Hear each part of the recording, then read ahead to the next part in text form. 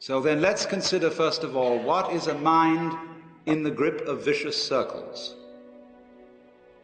Well, one of the most obvious instances that we all know is the phenomenon of worry. The doctor tells you that you have to have an operation. And that has been set up so that automatically everybody worries about it. But since worrying takes away your appetite and your sleep, it's not good for you. But you can't stop worrying, and therefore you get additionally worried that you are worrying. And then, furthermore, because that is quite absurd, and you are mad at yourself because you do it, you are worried because you worry because you worry. That is a vicious circle. So now, can you allow your mind to be quiet? Isn't it difficult? Because the mind seems to be like a monkey, jumping up and down and jabbering all the time. Once you've learned to think, you can't stop. And an enormous number of people devote their lives to keeping their minds busy and feel extremely uncomfortable with silence. When you're alone, nobody's saying anything, there's nothing to do. There's this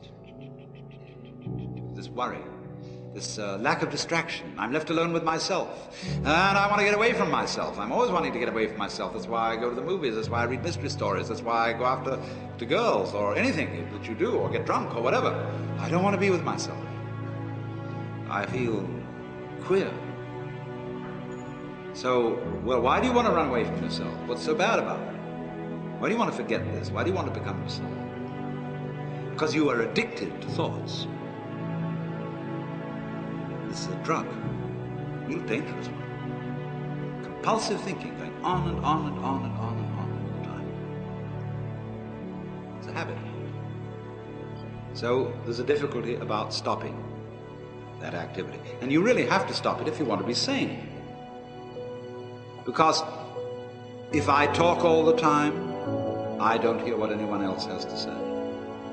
Then I'll end up in the situation of having nothing to talk about but my own talking. Or so in exactly the same way, if I think all the time, I won't have anything to think about except thoughts. So in order to have something to think about, there are times when you simply must stop thinking. Well, how do you do that? The first rule is don't try to. Because if you do, you will be like someone trying to make rough water smooth with a flat iron. And all that will do will stir it up.